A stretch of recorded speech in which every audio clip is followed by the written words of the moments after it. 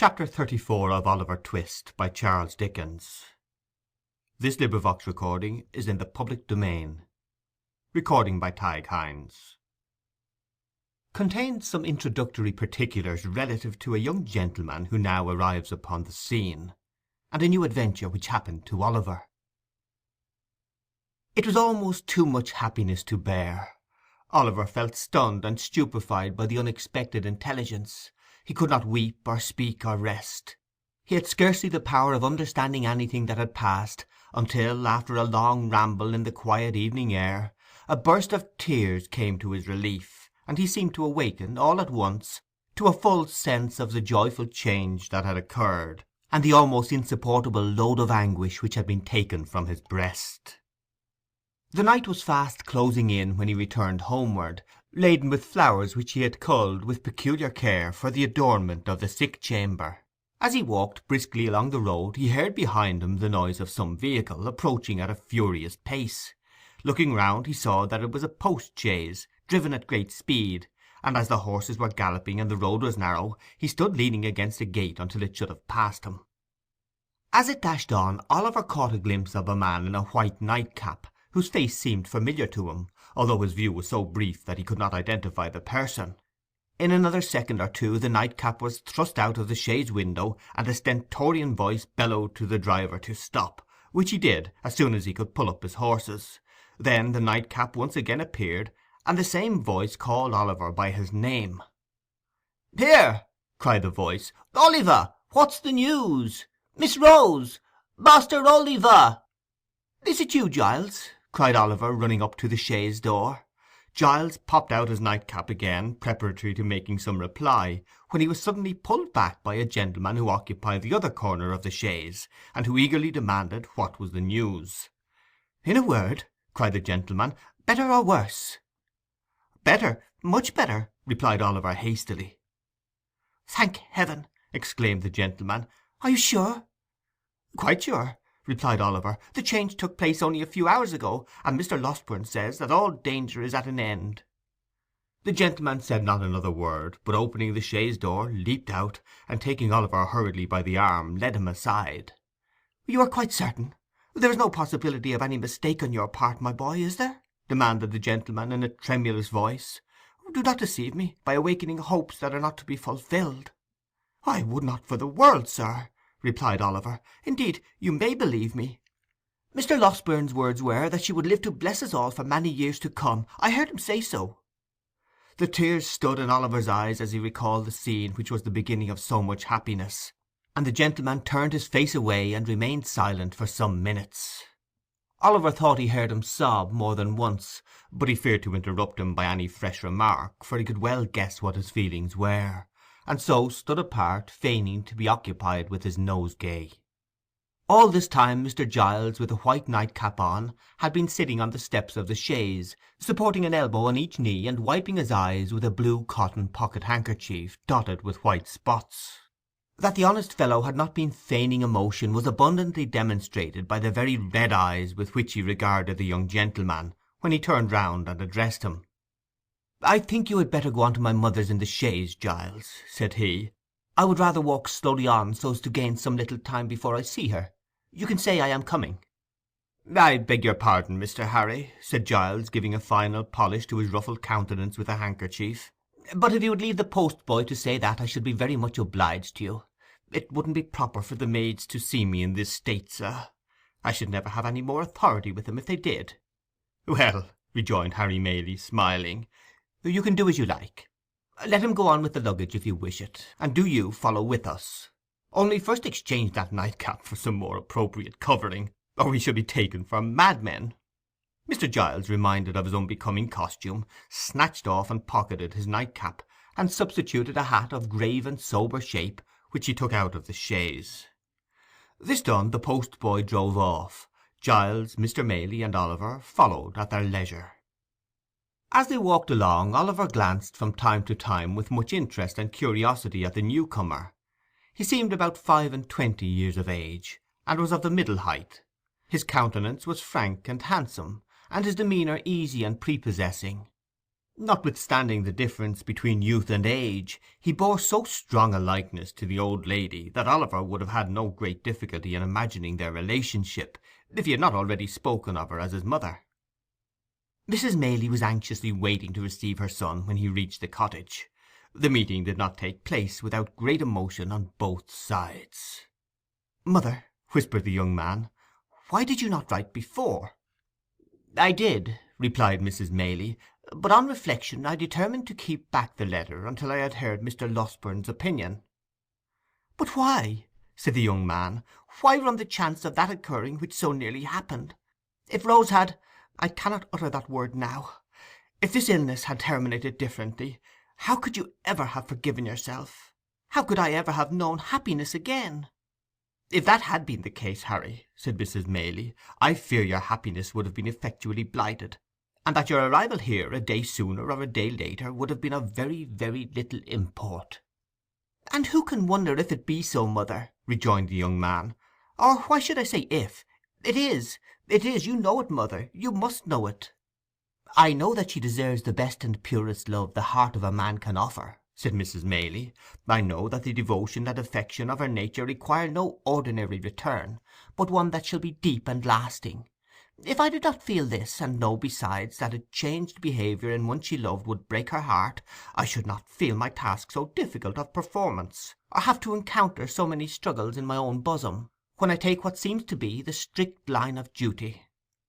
"This is unkind, mother," said Harry.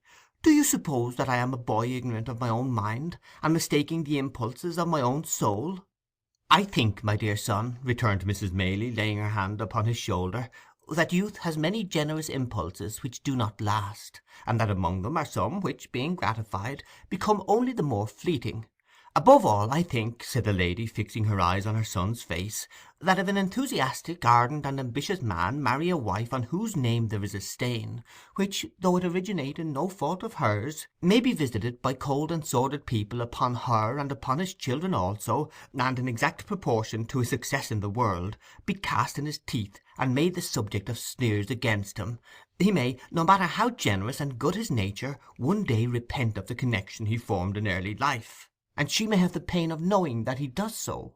"Mother," said the young man impatiently, "he would be a selfish brute, unworthy alike of the name of man and of the woman you describe, who acted thus." "You think so now, Harry?" replied his mother. "And ever will," said the young man. "The mental agony I have suffered during the last 2 days wrings from me the avowal to you of a passion which, as you well know, is not one of yesterday, nor one I have lightly formed. On Rose, sweet gentle girl, my heart is set, as firmly as ever heart of man was set on woman. I have no thought, no view, no hope in life beyond her, and if you oppose me in this great stake, you take my peace and happiness in your hands and cast them to the wind. Mother, think better of this and of me, and do not disregard the happiness of which you seem to think so little." "Harry," said Mrs. Maylie, "it is because I think so much of warm and sensitive hearts that I would spare them from being wounded. But we have said enough, and more than enough, on this matter just now." "Let it rest with Rose, then," interposed Harry. "You will not press these overstrained opinions of yours so far as to throw any obstacle in my way?" "I will not," rejoined Mrs. Maylie. "But I would have you consider—" "I have considered," was the impatient reply. "Mother, I have considered years and years. I have considered ever since I have been capable of serious reflection. My feelings remain unchanged, as they ever will, and why should I suffer a pain of delay in giving them vent, which can be productive of no earthly good? No, before I leave this place, Rose shall hear me."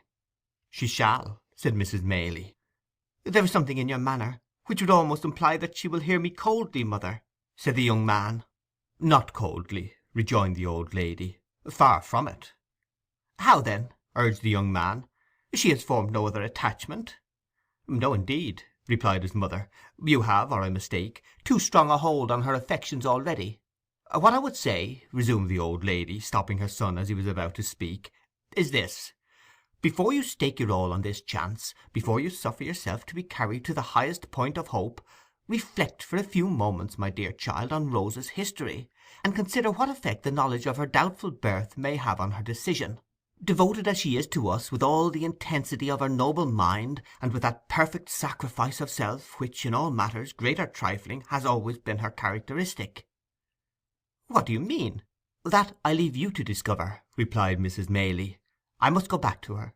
God bless you." "I shall see you again to-night?" said the young man eagerly. "By and by," replied the old lady, "when I leave Rose." "Will you tell her I am here?" said Harry.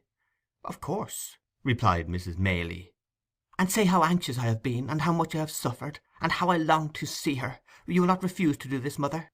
"No," said the old lady, "I will tell her all." And pressing her son's hand affectionately, she hastened from the room. Mr. Losburn and Oliver had remained at another end of the apartment while this hurried conversation was proceeding. The former now held out his hand to Harry Maylie, and hearty salutations were exchanged between them. The doctor then communicated, in reply to multifarious questions from his young friend, a precise account of his patient's situation, which was quite as consolatory and full of promise as Oliver's statement had encouraged him to hope, and to the whole of which Mr. Giles, who affected to be busy about the luggage, listened with greedy ears. "Have you shot anything particular lately, Giles?" inquired the doctor when he had concluded. "Nothing particular, sir," replied Mr. Giles, colouring up to the eyes. "Nor catching any thieves, nor identifying any housebreakers?" said the doctor. "Not at all, sir," replied Mr. Giles, with much gravity. "Well," said the doctor, "I am sorry to hear it, because you do that sort of thing admirably. Pray, how is Brittles?" "The boy is very well, sir," said Mr. Giles, recovering his usual tone of patronage, "and sends his respectful duty, sir." "That's well," said the doctor. "Seeing you here reminds me, Mr. Giles, that on the day before that on which I was called away so hurriedly, I executed, at the request of your good mistress, a small commission in your favour. Just step into this corner a moment, will you?" Mr. Giles walked into the corner with much importance and some wonder, and was honoured with a short whispering conference with the doctor, on the termination of which he made a great many bows and retired with steps of unusual stateliness. The subject matter of this conference was not disclosed in the parlour, but the kitchen was speedily enlightened concerning it, for Mr. Giles walked straight thither, and having called for a mug of ale, announced with an air of majesty, which was highly effective, that it had pleased his mistress, in consideration of his gallant behaviour on the occasion of that attempted robbery, to deposit in the local savings bank the sum of £25, for his sole use and benefit. At this the two women servants lifted up their hands and eyes, and supposed that Mr. Giles would begin to be quite proud now, whereunto Mr. Giles, pulling out his shirt frill, replied, "No, no," and that if they observed that he was at all haughty to his inferiors, he would thank them to tell him so. And then he made a great many other remarks, no less illustrative of his humility, which were received with equal favour and applause, and wherewithal as original and as much to the purpose as the remarks of great men commonly are. Above stairs the remainder of the evening passed cheerfully away, for the doctor was in high spirits, and however fatigued or thoughtful Harry Maylie might have been at first, he was not proof against the worthy gentleman's good humour, which displayed itself in a great variety of sallies and professional recollections, and an abundance of small jokes, which struck Oliver as being the drollest things he had ever heard, and caused him to laugh proportionately, to the evident satisfaction of the doctor, who laughed immoderately at himself, and made Harry laugh almost as heartily by the very force of sympathy. So they were as pleasant a party as, under the circumstances, they could well have been, and it was late before they retired with light and thankful hearts to take that rest which, after the doubt and suspense they had recently undergone, they stood much in need. Oliver rose next morning in better heart, and went about his usual occupations with more hope and pleasure than he had known for many days. The birds were once more hung out to sing in their old places, and the sweetest wild flowers that could be found were once more gathered to gladden Rose with their beauty. The melancholy which had seemed to the sad eyes of the anxious boy to hang for days past over every object, beautiful as all were, was dispelled by magic. The dew seemed to sparkle more brightly on the green leaves, the air to rustle among them with a sweeter music, and the sky itself to look more blue and bright. Such is the influence which the condition of our own thoughts exercise even over the appearance of external objects. Men who look on nature and their fellow men, and cry that all is dark and gloomy, are in the right, but the sombre colours are reflections from their own jaundiced eyes and hearts. The real hues are delicate, and need a clearer vision. It is worthy of remark, and Oliver did not fail to note it at the time, that his morning expeditions were no longer made alone. Harry Maylie, after the very first morning when he met Oliver coming laden home, was seized with such a passion for flowers, and displayed such a taste in their arrangement, as left his young companion far behind. If Oliver were behindhand in these respects, he knew where the best were to be found, and morning after morning they scoured the country together, and brought home the fairest that blossomed.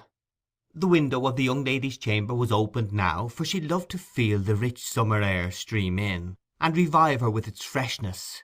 But there always stood in water, just inside the lattice, one particular little bunch, which was made up with great care every morning.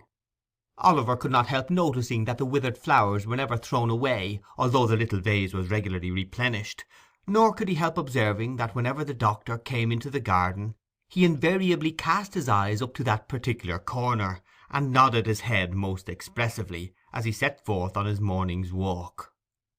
Pending these observations, the days were flying by, and Rose was rapidly recovering. Nor did Oliver's time hang heavy on his hands, although the young lady had not yet left her chamber, and there were no evening walks, save now and then for a short distance with Mrs. Maylie. He applied himself with redoubled assiduity to the instructions of the white-headed old gentleman, and laboured so hard that his quick progress surprised even himself. It was while he was engaged in this pursuit that he was greatly startled and distressed by a most unexpected occurrence. The little room in which he was accustomed to sit when busy at his books was on the ground floor at the back of the house.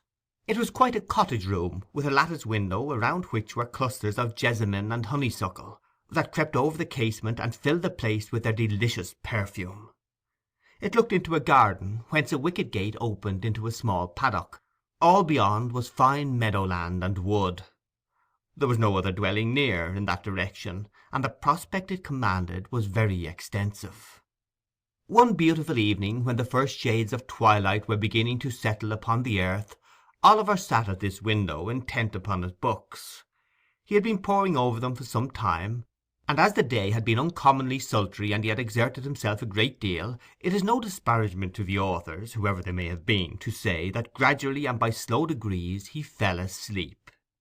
There is a kind of sleep that steals upon us sometimes, which, while it holds the body prisoner, does not free the mind from a sense of things about it, and enable it to ramble at its pleasure.